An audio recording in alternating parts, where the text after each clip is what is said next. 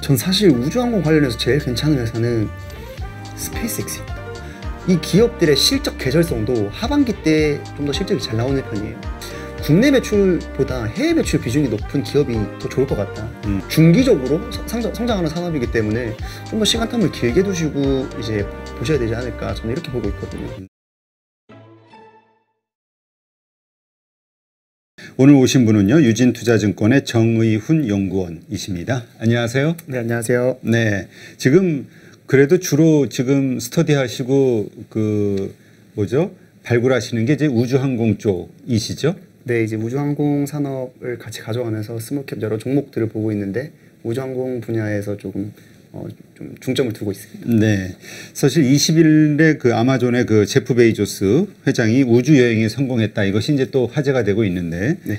그러다 보니까 지난번 11일 날인가요? 브랜슨 그 버진그룹 회장도 성공했고요. 네. 일단 실제 우주 여행인지, 왜냐면 리처드 브랜슨 회장 같은 경우는 좀 말이 많았잖아요. 그게 네. 진짜 우주 여행이냐, 네. 지구 그 대기권에 뭐 잠깐 머물렀던 게 뭐 이런 얘기도 있는데, 네. 일단 이 상황을 좀 설명해 주시죠. 먼저 이벤트를 먼저 설명을 해드리면 7월 11일이죠. 이제 오늘 그러니까 9일 전, 10일 전인데 7월 11일에 이제 버진 갤럭틱에서 민간 우주 여행을 성공을 했습니다. 여기서 민간이라면 리처드 브랜슨을 포함해서 이제 민간인 승객들이 티켓 비용을 지불하고 이제 발사가 된 건데. 그래서 한 10분 정도 비행을 했고요. 고도는 약 86km, 지구 고도로 86km에 성공을 했습니다.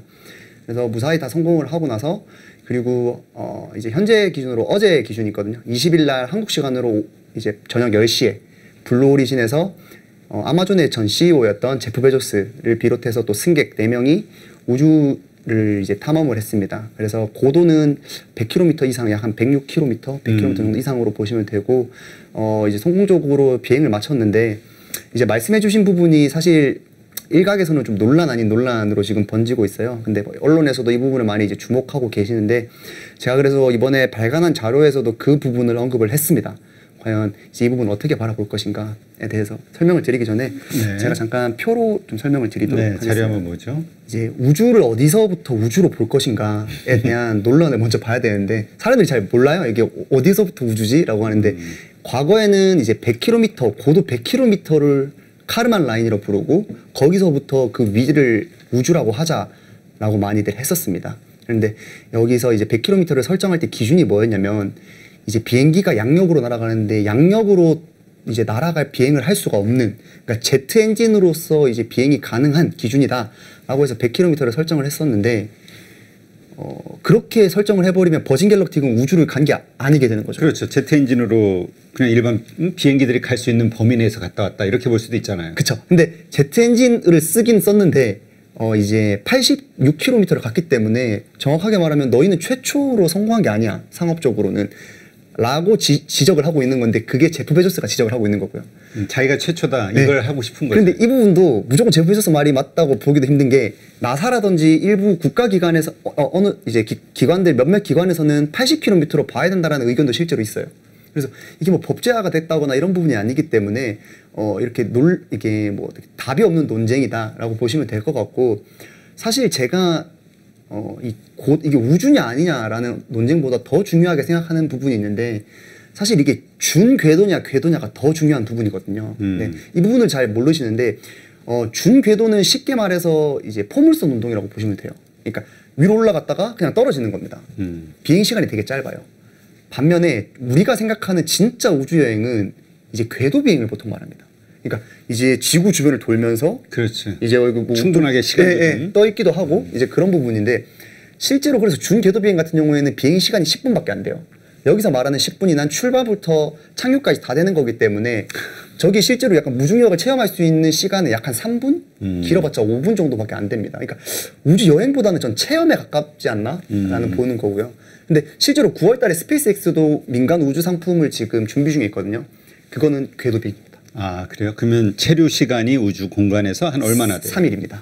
아, 이게 좀 진짜 우주 여행이지. 그렇죠. 저거 뭐 잠깐 10분 갔다가 근데 지금 어쨌든 비용은 수억씩 내고 하는 거 아니에요, 지금? 맞습니다. 그래서 비용적인 측면에서 이 부분을 근데 결국에는 비용이 어디랑 연관이 되냐면 상업화와 연관이 되거든요. 그런데 이제 첫 발사기 때문에 비싼 건 어쩔 수가 없어요. 비싼 거 어쩔 수 없는데 맨 밑에 좌석 가격을 보시면 버진 갤럭틱이 약간 우리 돈으로 한 2.8억 원, 3억 원.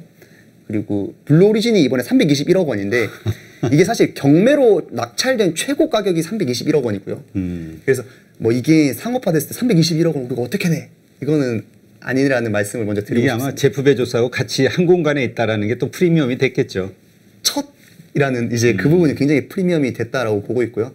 그래서 결국에는 이 마일스톤 경쟁이라고 보고 있어요. 뭐 이렇게 누가 최초냐 이런 부분은 그런 부분이고 그런데 더욱 중요한 부분은 결국에는 이제 첫 발을 내딛었다는 게 좀 굉장히 중요하다고 봐요. 결국에는 뭐 비행기 같은 경우에도 예전에는 라이트 형제가 1900년대 초에 이제 비행기를 개발하고 나서 불과 50년 그러니까 이제 50년이 지난 뒤에 상업화의 첫 단계를 내딛고 완전한 상업화에 시작된 거는 10년, 20년 뒤에 바로 또 됐거든요. 그런 관점에서 봤을 때 이 우주 여행도 우리가 뭐 일반인들이 할 수 있겠어? 라고 생각하던 게 이제 비행기랑 비슷하다고 저는 생각을 하고 있어요.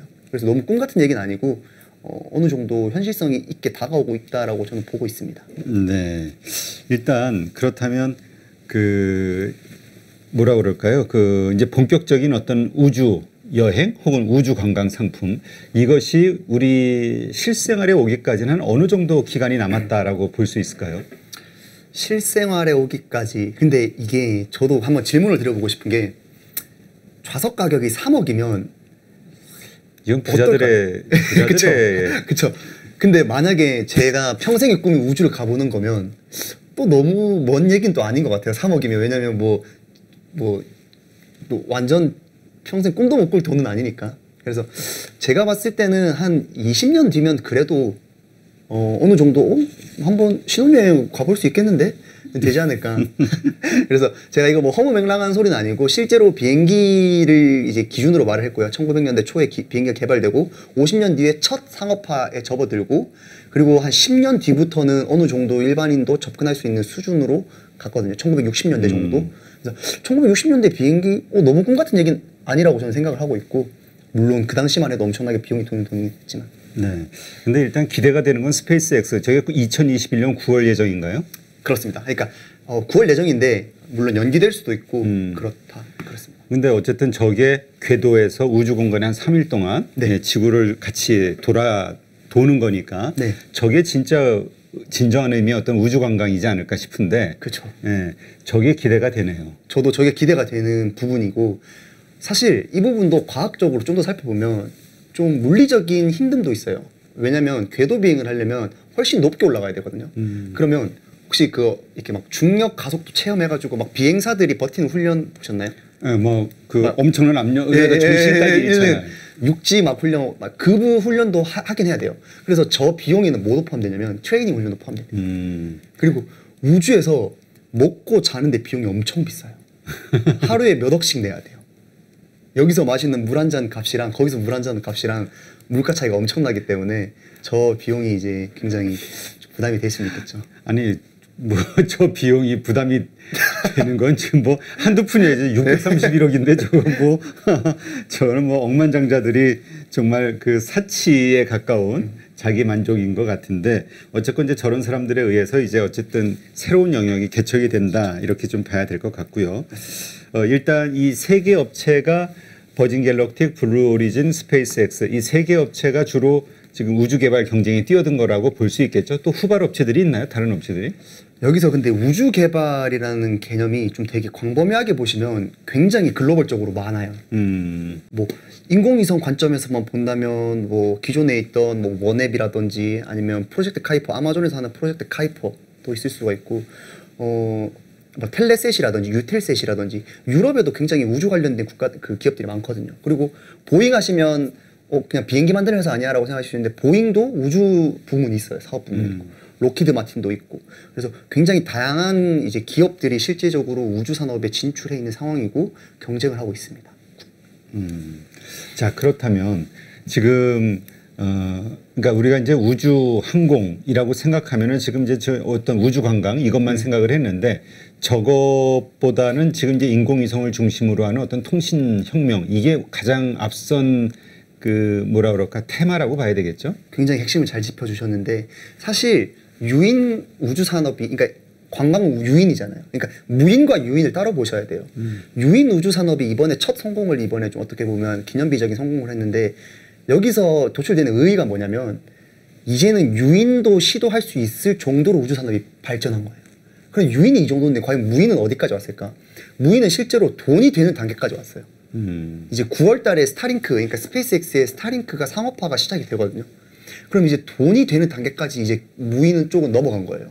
그래서 생각보다 우주 산업이 뭐 우리가 뭐 저거 우주여행 갈 수 없으니까 너무 좀 뒤떨어진 얘기다라고 오해들 하시는데 실제로 그렇지가 않습니다. 생각보다 무인 우주 산업은 훨씬 더 많이 발전되어 있고 또 그런 부분에서 산업이 굉장히 좀 지금도 빠른 속도로 엄청나게 빠른 속도로 발전하고 있기 때문에 그 부분에서 좀 중점적으로 산업을 보시고 이제 공부를 하시면 더 좋을 것 같아요. 자, 그렇다면 지금 이제 글로벌리 이제 그 뭐 유인항공, 유인 우주항공 이제 지금 뭐 우주 저렇게 나가는 정도가 된 거고 무인과 관련해서도 지금 뭐 인공위성을 중심으로 어마어마하게 쏘아대고 있잖아요. 네. 이거는 뭐 그 웬만한 나라들은 다 하는 거고 지금 한국의 전체 그 글로벌 이 우주항공 시장 규모가 어느 정도 됩니까? 이제 시장 규모가 어느 정도다라고 이게 좀 데이터가 지금 현재 집계된 부분은 없어요. 그런데 이제 기관들 사이에서 이제 나오는 얘기는 전망치, 이제 유명한 이제 뭐 BOA라든지 이런 부분 기관에서 나오는 전망치에 따르면 2030년에 우주 산업의 규모가 그러니까 현재 전 세계 여행 시장과 맞먹을 정도로 성장을 할 것이다라고 하더라고요. 여기서 말하는 여행 시장이랑은 코로나가 아닌, 그러니까 코로나 이전에 이제 여행 시장이 죽기 전에 그 정도 시장 규모와 맞먹을 것이다라는 이제 보고서들이 발간이 막 되고 있어요. 나중에 10년, 2030년이니까 9년 뒤라고 보시면 됩니다. 약 9년 뒤에는 그 정도 될 것이다. 네. 예, 그렇군요. 그렇다면 이러한 가운데서 한국의 기업들의 위상은 어떤가 하는 거죠. 그래서 한국에도 우주항공주 테마 해가지고 뭐 관련주들이 여러 개가 있잖아요. 있습니다. 예, 과연 어떤 우리가 그 장점 뭐 이런 거를 가지고 있는지. 일단 한국의 장점이라고 말씀을 드리면 기술력을 가지고 있죠. 아, 우리가 기술력이 있어요? 그러니까 기술력을 가지고 있는데 결국에는 이 기술력도 상대적인 거잖아요. 미국과 유럽에 비하면 기술력이 딸립니다. 네. 그런데 여기서 또 장점이 뭐가 있냐면 인건비가 싸요. 그러니까 여기서 말하는 인건비란 카이스트 박사들, 서울대 박사들, 공대 박사들인데 그 사람들이 어떻게 인건비가 싸지라고 생각하실 수 있잖아요. 그 사람들이 미국, 유럽에 있는 박사들보다는 인건비가 싸요. 그런 의미에서 여기가 산업이 진입장벽이 있다 보니까 또 중국이라든지 이런 소위 말하는 신흥국들은 또 넘볼 수 없는 시장이기도 하고요. 그래서 그런 관점에서 지금 최근에 국내에서 있는 스타트업들, 그러니까 시가총액이 그렇게 크지 않은 기업들 중심으로 굉장히 이 부분에서 좀 저는 메리트가 있다라고 보고 있어요. 자, 그렇다면 그 한국 정부에서도 이 우주항공과 관련해서 이제 뭔가 육성을 하기 위해서 노력을 할 거 아니에요. 네네. 지금 한국 정부가 하고 있는 어떤 육성책은 어떤 것들이 있고 그것의 혜택을 받는 기업들은 어떤 것들이 있는지. 사실 이제 국내에서는 결국에는 정부에서 정책이 중요한데 정부에서도 이제 우주 개발과 관련된 어떤 뭐 5개년 계획 이런 부분들이 발표된 상태이긴 합니다. 그래서 거기에 따른 예산 집행이 실제로 이루어지고 있어요. 왜냐하면 올해 10월에 발사될 누리호도 그런 정책의 일환이거든요. 그런데 아직까지는 그런 정책이 아직 민간 시장이 엄청난 성장을 이끌어가기엔 저는 아직까지 부족하다고 봐요. 그런데 흥미로운 점은 실제로 그러한 지적들이 요즘에 최근에 글로벌 트렌드가 이렇게 있다 보니까 정치권에서도 나오고 있는 상황이에요. 그래서 몇 주 전에는 뭐 이낙연 전 대표도 그런 부분에서 언급을 한 부분도 있고요. 그리고 며칠 전에는 실제로 어떤 국회의원이 대통령 직속 우주청을 설립해야 된다라고 법안까지 발의를 했어요. 아직까지 막 크게 주목받지는 못했는데 그래서 실제로 그러니까 이런 글로벌 트렌드가 진행되다 보면 실제로 대통령 직속에 아니면 과기부 직속이 아닌 대통령 직속으로 우주청이라든지 이런 부분도 저는 멀지 않았다라고 생각을 하고 있습니다. 네, 그러니까 어쨌건 그 중요하게 여기고 지원을 좀 해야 되겠다 이런 움직임은 있는 정도로 봐야겠네요. 아직 본격적인 어떤 그러니까 우리가 본격적이라고 하는 거는 뭔가 막 돈이 일단은 뭐 들어오고 세제 혜택을 주고 이런 게 있어야 네. 그러니까 아직 그 단계는 아니고 움직임이 있는 정도로 봐야 되겠네요. 맞습니다. 그래서 제가 사실 종목에 대해서 뭐 말씀을 드릴 때 보통 어떻게 말씀을 드리냐면 국내 매출보다 해외 매출 비중이 높은 기업이 더 좋을 것 같다. 왜 그러냐면 국내 매출은 아시다시피 이렇게 막 폭발적인 성장력은 아직 없기 한국이 때문에 뭐 쏘아 올 일이 많지 않잖아요. 스스로. 그래서 국내에서 국내 기업 중에서 옥석을 찾을 때는 해외 매출 비중이 높은데 그런데 이 해외 매출 비중이 미국이라든지 유럽의 어떤 그런 트렌드를 이제 이끌어가는 기업들과 관련된 매출 비중이 높은지를 보시면 더 좋을 것 같습니다. 자, 그렇다면 그런 기업들이 어디가 있는지 좀 설명을 해주죠. 대표적인 경우는 인텔리안테크가 될 수 있겠죠. 네? 인텔리안테크가 될 수 있고, 인텔리안테크. 네, 인텔리안테크도 될 수 있고, 세트레가이 세트레가이 될 수 있고, 또 최근에는 좀 주가가 많이 요동쳤는데 많이 올랐는데 캔코 에어로스페이스도 해외 매출 비중이 더 높습니다. 실제로 블루오리진과도 이제 계약을 했기 때문에 연초에 블루오리진과 계약을 했기 때문에 국내에 몇 안 되는 발사체 관련된 로켓 관련된 관련주다라고 보시면 될 것 같고요. 사실 지금 뭐 테마주 우주항공 테마주 해가지고 한 7, 8개 업체가 이렇게 나오는 것 같은데 그 가운데서 이제 진짜 우주항공주는 몇 개 안 된다 이런 얘기를 지난번에 하셨었죠. 맞습니다. 전부 이제 방산업체인 네. 거고 그런데 그런 의견을 가지신 분이 있어요. 우주항공만 하는 그런 거보다는 그런 어떤 방산을 같이 하면서 일단 안정적인 수익원이 그래야 그거 가지고 계속 연구 개발을 해나갈 수 있으니까 맞습니다. 이런 게 더 그 기업의 성장면이나 주가 상승면에서 유리하지 않냐 이런 의견은 어떻게 보세요?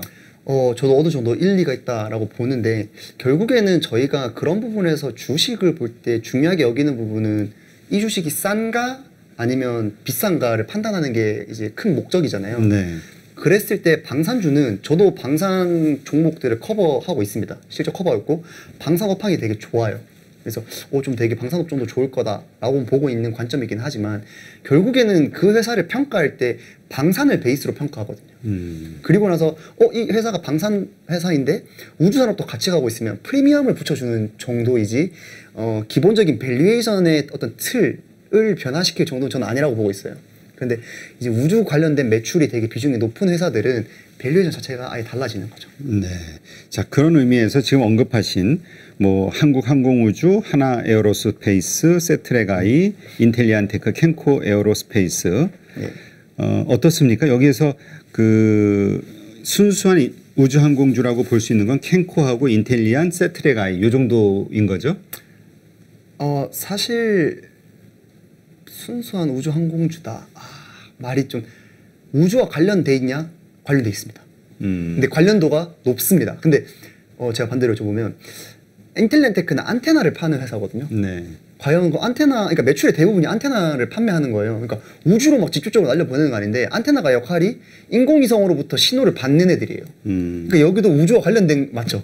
그래서 우주 산업이 통창하고 위성수가 많아지면 당연히 인텔리안테크의 매출도 늘어나는 부분이기 때문에 그런 부분에서 우주 관련된 산업이냐? 그러면 맞습니다. 그러니까 지금 궁금한 거는 뭐냐면은 네.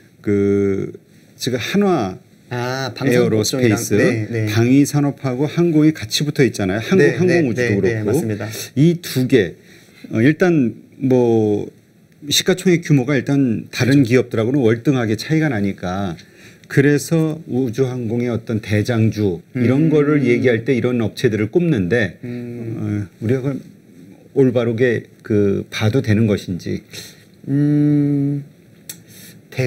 대장주라고 말씀을 드리면 앞으로 향후 가장 크게 성장할 수 있는 업체 우주항공 관련 우주항공 관련해서 포텐셜은 있지만 시가총액이 몇 배가 될까는 좀 무리가 있다고 봐요. 왜냐면 이미 시가총액이 크기 때문에 우주 테마를 통해서 여기서 더 몇 배가 막 한 번에 단기간에 갈 수 있기는 힘들지 않을까 저는 이렇게 생각을 합니다. 그러니까 이제 많은 투자자들이 그런 기대감으로 사는 게 안정적이면서도 매출 규모도 있고 시가총액도 있는 뭐 한국항공우주나 하나에어로스페이스를 선택을 하는데 네.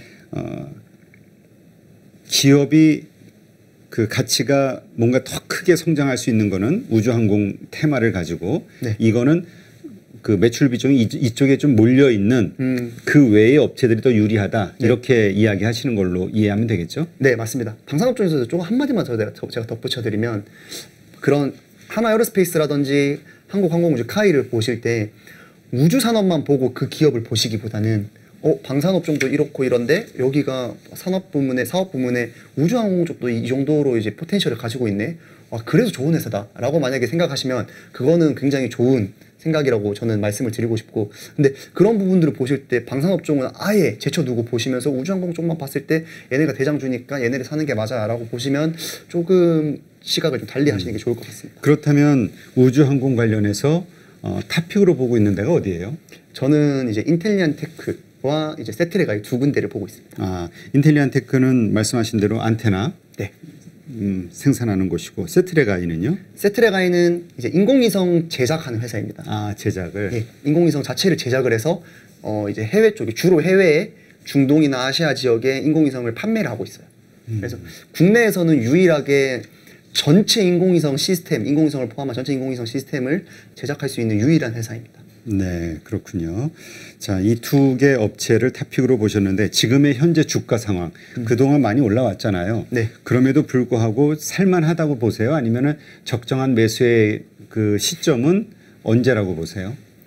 적정한 매수 시점을 말씀을 드리면 사실 제가 상반기 때 자료를 내고 이런 질문을 되게 많이 받았어요. 그런데 상반기 때는 제가 뭐라 말씀드렸냐면 여러 가지 요인이 있을 수 있는데 첫 번째는 올해 초에 아크인베스트로 인해서 주가 부담이 너무 심했었어요. 근데 주가가 단기간에 너무 급등했기 때문에 지금 사기에는 좀 부담이 될 수도 있다. 그 당시에. 그리고 두 번째는 우주항공과 관련된 어떤 그런 뉴스들, 소식들이 하반기에 많이 몰려 있었어요.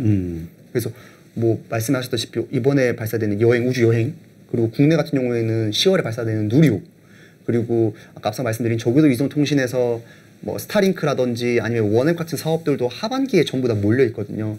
그래서 이 기업들의 실적 계절성도 하반기 때 좀 더 실적이 잘 나오는 편이에요. 그래서 하반기를 중심으로 좀 더 보면 좋지 않을까요? 라고 이렇게 제가 얘기를 많이 하고 다녔었습니다. 근데 지금 하반기가 이제 왔기 때문에 지금 매수하는 시점이 전 나쁘지 않다라고 생각하고 있습니다. 지금 뭐 세트레가이나 그 다음에 인텔리안 테크 이런 기업들이 주가가 좀 그동안 상승했다 하더라도 지금 시점에 들어가도 늦진 않는다. 네. 예, 이렇게 이해하겠습니다. 자, 그렇다면 글로벌리 그 항공우주와 관련해서 우리가 그래도 일단 글로벌 흐름에 따라서 우리도 이거 같이 따라가는 거 아니겠어요? 네. 그러니까 우리가 좀 벤치마크로 삼아 볼 만한, 혹은 우리가 또 해외 투자를 직접 할 수도 있는 거니까 어떤 회사들이 좀 우주항공 쪽으로 괜찮다고 보세요?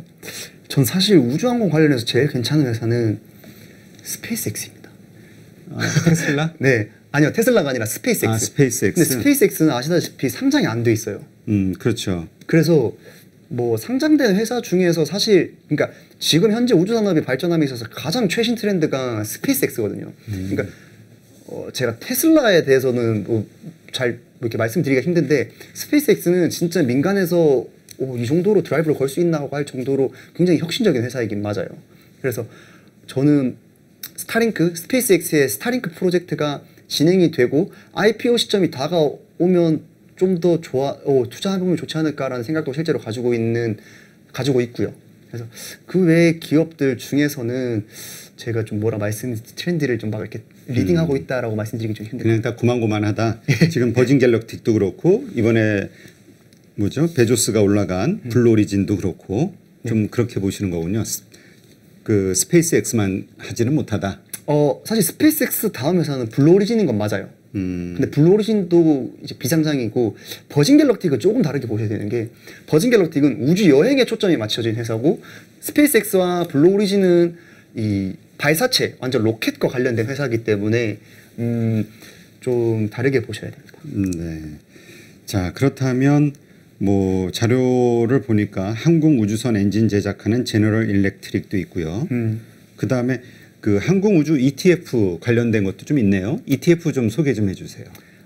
미국에서 대표적인 ETF가 두 가지가 있는데 이제 티커명으로 UFO ETF가 하나. UFO네요.